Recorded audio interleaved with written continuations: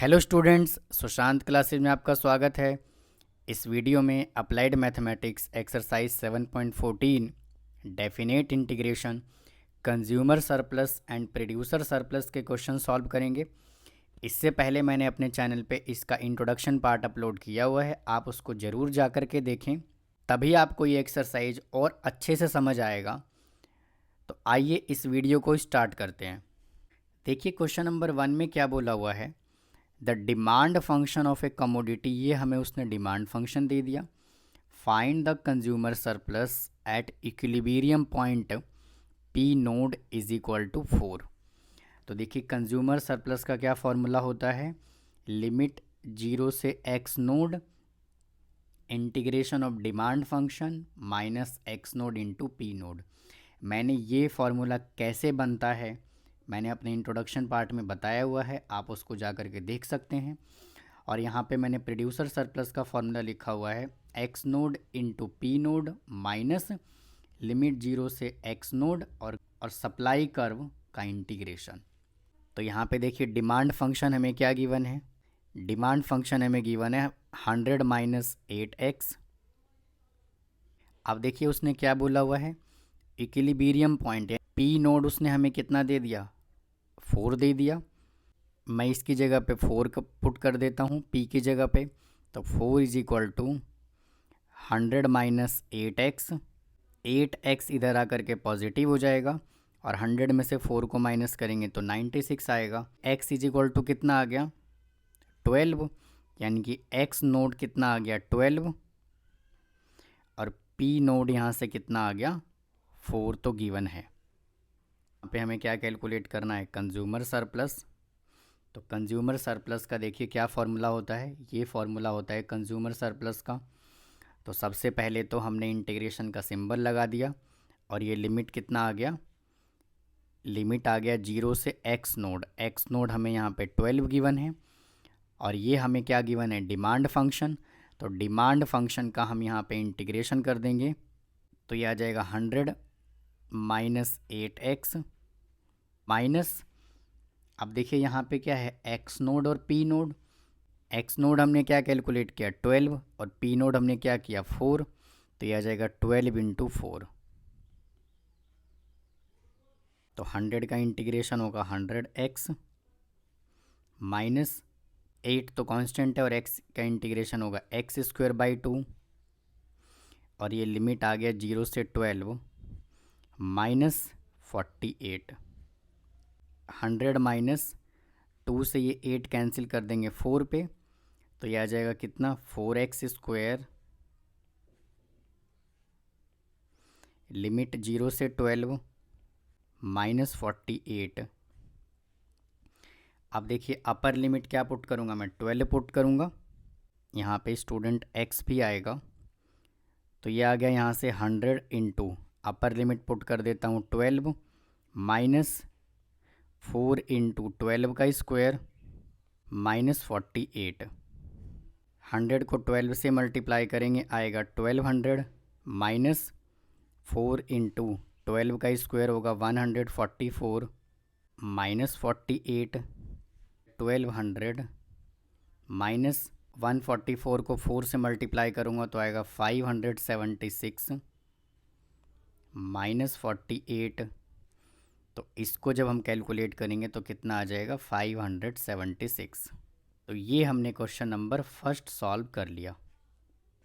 अब देखिए इसका सेकंड क्वेश्चन हमें क्या गिवन है, ये हमें डिमांड फंक्शन गिवन है, find the consumer surplus when the market demand is 1, यानी कि p इज इक्वल टू यहाँ पे क्या गिवन है हमें 4 माइनस एक्स स्क्वायर। अब देखिए अगर मैं फर्स्ट क्वेश्चन की बात करूँ तो find the consumer surplus at equilibrium point P naught is equal to 4, तो ये हमें यहाँ से p गिवन था। लेकिन अगर मैं सेकंड क्वेश्चन की बात करूँ, देखिए when the market demand is 1, यानी कि ये हमें उसने x नोड दे दिया कितना 1, तो p इज इक्वल टू यहाँ से कैलकुलेट कर लेंगे तो यह आ जाएगा 4 माइनस, स्टूडेंट हम x स्क्वायर को ही x नोड का स्क्वायर कंसीडर करते हैं, तो यहाँ पे आ जाएगा 1 का स्क्वायर, तो p यहाँ पे कितना आ जाएगा 3। यानी कि x नोड यहाँ से कितना गिवन दे दिया उसने 1, और p नोड हमने कितना कैलकुलेट कर लिया 3। तो अब यहाँ से हम कंज्यूमर सरप्लस का फॉर्मूला लगा देते हैं।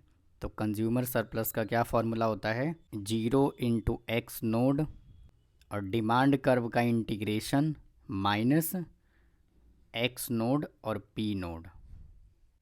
Consumer surplus is equal to 0, x naught हमने कितना कैलकुलेट कर लिया 1, और हमें डिमांड फंक्शन क्या गिवन है 4 minus x square minus x node 1 और पी नोड 3। तो 4 का इंटीग्रेशन करेंगे तो आ जाएगा 4x माइनस एक्स स्क्वायर का इंटीग्रेशन करेंगे एक्स क्यूब अपॉन 3, और ये लिमिट आ गया 0 से 1 माइनस 3। अब मैं लिमिट यहाँ पे 1 पुट कर देता हूँ, तो यह आ जाएगा 4 इंटू 1 माइनस 1 का क्यूब हो जाएगा 1/3।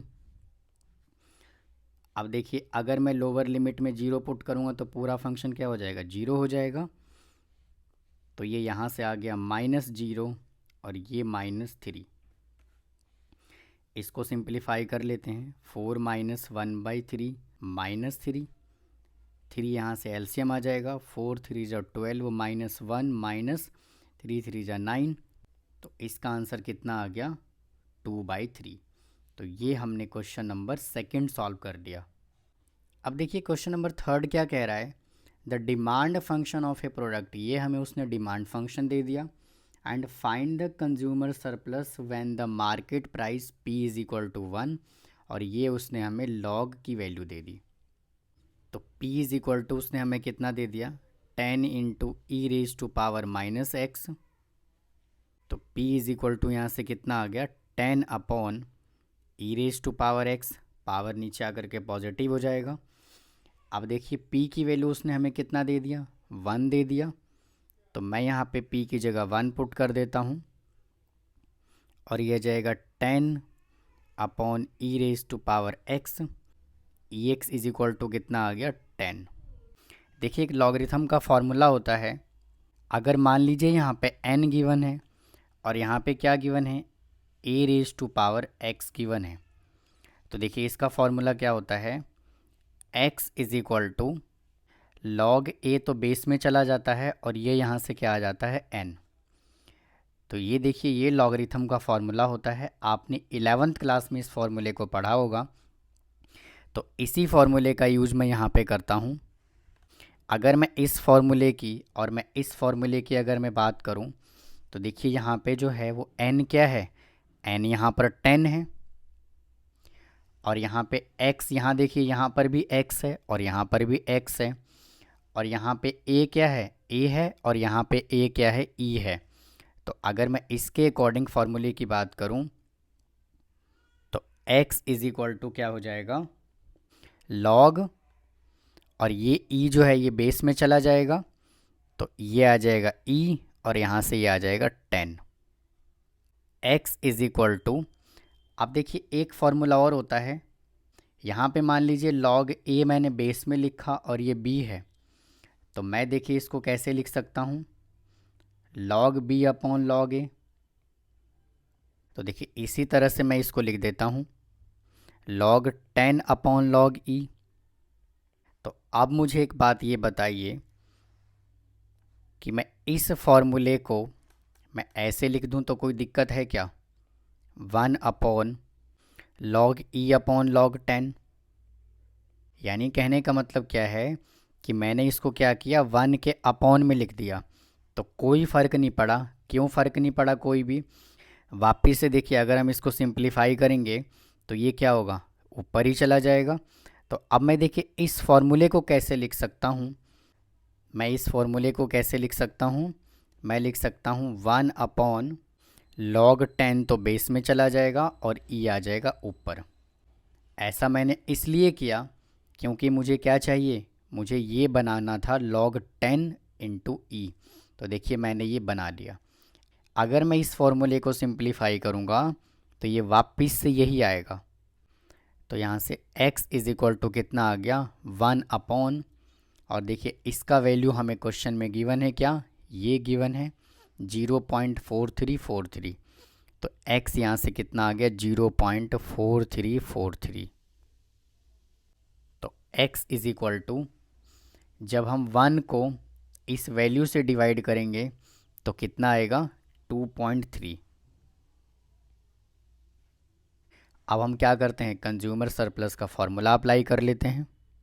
तो यहाँ से कितना आ गया 0, x नोड को x नोड ही रहने देते हैं, और यहाँ से वैल्यू कितना आ गया 10 into e raise to power minus x into d x minus x naught हमने कैलकुलेट किया 2.3 और पी नोड हमें गिवन है 1।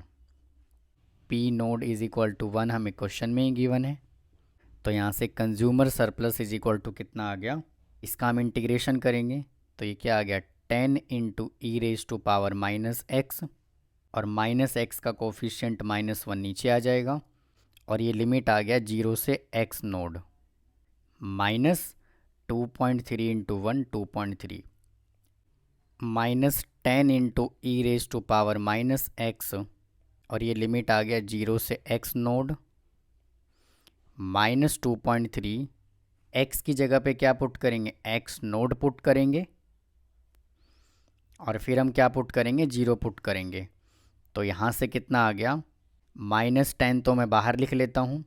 तो x की जगह पे क्या पुट करेंगे, x नोड पुट करेंगे, तो आ जाएगा e raise to power minus x node minus, अब हम लोअर लिमिट 0 पुट करेंगे, तो यहाँ से कितना आ जाएगा e raise to power 0 minus 2.3, तो यहाँ से आ गया -10, और इसको मैं डिवाइड में ले जाता हूँ तो ये पॉजिटिव हो जाएगा। तो e raise to power x node minus e raise to power 0 तो 1 माइनस 2.3। अब स्टूडेंट आप यहाँ पे देख पा रहे हैं क्या, ये क्या है e raise to power x node, और e raise to power x node की वैल्यू हमने देखी यहाँ से क्या कैलकुलेट किया 10 कैलकुलेट किया। वापस से यहाँ पे मैं एक्स नोड यूज कर सकता हूँ, तो ये आ जाएगा यहाँ से कितना -10, और इसकी जगह पर मैं 10 पुट कर देता हूँ, तो ये आ जाएगा यहाँ से 10 -1 माइनस 2.3। अब कई लोगों को ये लग रहा होगा कि आपने यहाँ पे x नोड की वैल्यू क्यों नहीं पुट किया, तो मैंने यहाँ पे x नोड की वैल्यू इसलिए 2.3 पुट नहीं किया क्योंकि x नोड की वैल्यू हमने यहाँ पे कैलकुलेट किया हुआ है। तो x नोड मैंने यहाँ पे इसलिए पुट नहीं किया क्योंकि अगर मैं यहाँ पे 2.3 पुट करूँगा तो ई रेज टू पावर क्या आ जाएगा 2.3 आ जाएगा। तो इसीलिए मैं इस क्वेश्चन को मैं इस तरह से सॉल्व करते हुए आ रहा हूँ कि मैंने x नोड की जगह पे वैल्यू मैंने पुट नहीं किया। तो आइए अब इसको सिंप्लीफाई कर लेते हैं। तो यह आ जाएगा यहाँ से -10, यहाँ से मैं 10 एलसीएम ले लूँगा, तो यह आ जाएगा यहाँ से 1 - 10 -2.3 -10 इंटू, इसको सिंप्लीफाई कर लेते हैं तो यह आ जाएगा -9/10 -2.3। तो देखिए ये 10 से तो ये 10 कैंसिल हो गया, ब्रैकेट के बाहर माइनस है तो ये हो जाएगा +9 -2.3। तो इसको जब हम सॉल्व करेंगे तो इसका आंसर कितना आएगा 6.7। तो ये हमने क्वेश्चन नंबर 3 सॉल्व कर लिया। अगर आपको कोई डाउट है तो कमेंट बॉक्स में कमेंट करें। आइए इसका 4th क्वेश्चन सॉल्व करते हैं। क्वेश्चन नंबर 4 में हमें क्या गिवन है, the supply function for the commodity, ये हमें सप्लाई फंक्शन दे दिया उसने। फाइंड द प्रोड्यूसर सरप्लस और मार्केट प्राइस हमें ये गिवन है। तो देखिए क्वेश्चन नंबर 3 तक हमसे वो कंज्यूमर सरप्लस पूछ रहा था। अब इस क्वेश्चन में उसने हमसे क्या पूछ दिया, उसने हमसे प्रोड्यूसर सरप्लस पूछ दिया, और ये हमें उसने मार्केट प्राइस दे दिया। तो देखिए इस क्वेश्चन को हम कैसे सॉल्व करेंगे। P इज इक्वल टू, उसने हमें कितना दे दिया x + 20 का whole square divide by 100। P उसने हमें कितना दे दिया, देखिए उसने 25 दे दिया, तो P की जगह पर मैं 25 पुट कर देता हूँ, तो यहाँ से आ जाएगा x + 20 का होल स्क्वायर डिवाइड बाई 100। अब देखिए यहाँ से हम x की वैल्यू दो तरह से निकाल सकते हैं। पहले तो देखिए कैसे निकाल सकते हैं, मैं इसको क्रॉस मल्टीप्लाई कर दूं और यहाँ पे a प्लस बी का होल स्क्वायर ओपन कर दूं। इस तरह से भी हम x की वैल्यू कैलकुलेट कर सकते हैं, यानी कि x नोड की वैल्यू कैलकुलेट कर सकते हैं। और जो सेकंड शॉर्टकट मेथड है, हम क्या करेंगे, यहाँ पे देखिए 25 है और यहाँ पर भी स्क्वायर है और यहाँ पर भी मैं इसको 10 का स्क्वायर लिख सकता हूँ। तो मैं क्या करता हूँ, दोनों साइड मैं रूट ले लेता हूँ। तो देखिए रूट लेने से होगा क्या, टेकिंग रूट बोथ साइड, यहाँ से आ जाएगा 25 का रूट इज इक्वल टू, तो ये आ गया यहाँ से अंडर रूट। अब मैं देखिए इस पूरे वैल्यू को मैं इस रूट के अंदर लिख देता हूँ। तो ये आ जाएगा x प्लस 20 का होल स्क्वायर डिवाइड बाई 100। 25 का रूट हो जाएगा 5 इज इक्वल टू, अब देखिए ये 2 से तो ये रूट कैंसिल हो जाएगा और 100 का रूट कितना आ जाएगा 10। तो यहाँ से आ जाएगा x प्लस 20 डिवाइड बाई 10। अब हम इसको क्रॉस मल्टीप्लाई कर लेते हैं, तो ये आ जाएगा 50 is equal to x plus 20। तो यहाँ से x इज इक्वल टू कितना आ जाएगा 30। यहाँ से देखिए x नोड कितना कैलकुलेट कर लिया 30, और यहाँ पे p नोड हमें कितना गिवन है 25। और देखिए ये जो होता है ये प्रोड्यूसर सरप्लस का फॉर्मूला होता है, x node into P nought minus limit 0 से x नोड और ये सप्लाई कर्व। तो x नोड हमने कैलकुलेट किया 30 इंटू, और p नोड गिवन है 25 माइनस लिमिट आ गया 0 से x नोड हमें कितना गिवन है 30, और सप्लाई कर्व हमें देखिए क्या दे दिया उसने, x प्लस 20 का होल स्क्वायर डिवाइड बाई 100। अब हमें इसको सॉल्व करना है, तो 30 को 25 से मल्टीप्लाई करेंगे तो आएगा 750 minus x plus 20 as it is, और पावर में क्या करेंगे 1 ऐड करेंगे तो यहाँ से आ जाएगा 3 डिवाइड बाई 100 इंटू 3, और ये लिमिट आ गया 0 से 30। 750 माइनस, अब देखिए यहाँ पे क्या करेंगे, अपर लिमिट 30 पुट करेंगे और लोअर लिमिट 0 पुट करेंगे। तो पहले मैं यहाँ पे 30 पुट कर देता हूँ, 30 प्लस 20 का क्यूब डिवाइड बाई 300, और जब मैं इसके अंदर लोअर लिमिट 0 पुट करूँगा तो देखिए क्या आएगा, माइनस 0 माइनस 20 का whole cube divide by 300, 750 minus 30 plus 20 50 का whole cube divide by 300 minus 20 का whole cube divide by 300। 750 minus 50 का क्यूब क्या होगा 125,000 डिवाइड बाई 300 माइनस, और माइनस 20 का क्यूब क्या होगा माइनस 8000, तो ये माइनस माइनस क्या हो गया प्लस, तो ये आ गया यहाँ से 8000 डिवाइड बाई 300, यहाँ से आ गया 750 माइनस। अब देखिए मैं पहले क्या करता हूँ, इस वाले पार्ट को कैलकुलेट कर लेता हूँ। तो यहाँ से आ जाएगा कितना 125,000 प्लस 8000 डिवाइड बाई 300, तो यहाँ से आ जाएगा 750 माइनस, इसको सॉल्व करेंगे तो क्या आ जाएगा, 117,000 डिवाइड बाई 300। तो देखिए ये 0 से ये 0 कैंसिल हो गया और ये 3 से ये कैंसिल हो जाएगा 390 पे। तो यहाँ से कितना आ गया 750 माइनस 390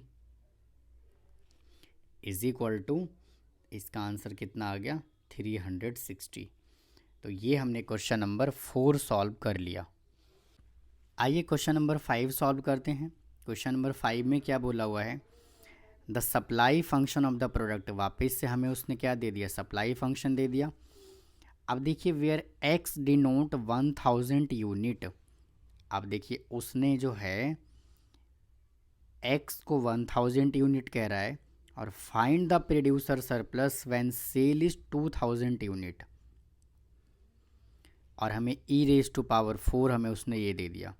तो अब मुझे एक बात ये बताइए कि अगर उसने x दे दिया 1000 यूनिट, तो उसने 2000 यूनिट क्या दिया होगा? 2000 यूनिट उसने 2x दिया होगा। और यहाँ पर जो है वो x नोड उसने कितना दे दिया?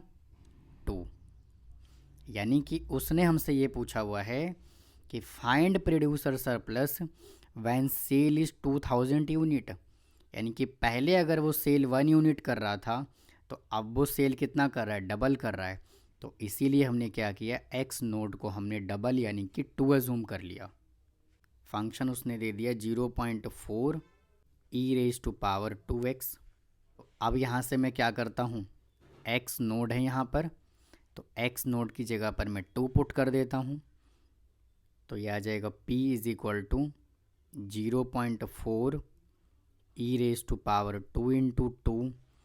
तो p इज़ इक्वल टू यहाँ से कितना आ गया? 0.4 e raise to power 4। Is equal to यहाँ से कितना आ गया? 0.4 into e raise to power 4 question में गिवन है, तो यहाँ से कितना आ जाएगा? 54.6। पी आ गया यहाँ से 21.84। तो यहाँ से देखिए हमने पी नोड कितना कैलकुलेट कर लिया? 21.84। और एक्स नोड हमने कितना निकाला था? 2। अब देखिए हमें प्रोड्यूसर सरप्लस का फॉर्मूला अप्लाई करना है। तो प्रोड्यूसर सरप्लस का क्या फॉर्मूला होता है? X node into P nought minus limit क्या होगा? 0 से एक्स नोड और यहाँ पे सप्लाई कर्व का इंटीग्रेशन। तो एक्स नोड देखिए 2 हमने कैलकुलेट किया था और पी नोड हमने 21.84 कैलकुलेट किया था, माइनस 0। और एक्स नोड हमने यहाँ से क्या कैलकुलेट किया? 2। और सप्लाई कर्व हमें क्वेश्चन में गिवन है 0.4 और e raise to power 2x। अब देखिए इसको मल्टीप्लाई करेंगे तो कितना आएगा? 43.68। तो ये आ गया यहाँ से 43.68 माइनस, देखिए 0.4 तो क्या है? कांस्टेंट है, तो यहाँ से आ गया 0.4 into e raise to power 2x का इंटीग्रेशन क्या होगा? E raise to power 2x। तो ये आ गया e raise to power 2x और x का कोफिशिएंट चला जाएगा डिनोमिनेटर में और लिमिट आ गया 0 से 2। तो यहाँ से आ गया 43.68 माइनस 0.4। अब देखिए क्या करेंगे, सबसे पहले मैं अपर लिमिट पुट कर देता हूँ और फिर मैं लोअर लिमिट 0 पुट करूँगा। तो ये आ जाएगा यहाँ से e raise to power 2 into 2 divide by 2 minus e raise to power 2 into 0 divide by 2। 43.68 minus 0.4, यहाँ से आ गया e raise to power 4 by 2 minus e raise to power 0 divide by 2। 43.68 minus 0.4। अब देखिए ई रेज टू पावर 4 हमें question में क्या given है? 54.6। तो यहाँ पे मैं पुट कर देता हूँ 54.6 divide by 2 minus e raise to power 0 क्या होगा? 1 बाई 2 या 43.68 माइनस 0.4। अब यहाँ से मैं 2 एलसीएम ले लेता हूँ, तो 2 एलसीएम लूँगा तो आएगा 54.6 माइनस 1। यहाँ से आ गया 43.68 माइनस 0.4। इसको सिंप्लीफाई करेंगे तो आएगा 53.6 डिवाइड बाई 2। ये 2 से कैंसिल हो गया 0.4 0.2 पर, तो यहाँ से आ गया 43.68 माइनस, इसको 0.2 से मल्टीप्लाई करेंगे तो कितना आएगा? 10.72। तो यहाँ से आ गया कितना? 10.72। और इसको जब हम सिंप्लीफाई करेंगे तो कितना आएगा? 32.96। तो ये हमने क्वेश्चन नंबर 5 सॉल्व कर लिया। उम्मीद है स्टूडेंट आपको ये क्वेश्चन समझ में आया होगा। अगर कोई डाउट है तो कमेंट बॉक्स में कमेंट करें, मेरे वीडियो को लाइक करें, शेयर करें, सब्सक्राइब करें, बेल आइकन को प्रेस करके रखें ताकि आपको रेगुलर नोटिफिकेशन मिलती रहे। थैंक यू, धन्यवाद।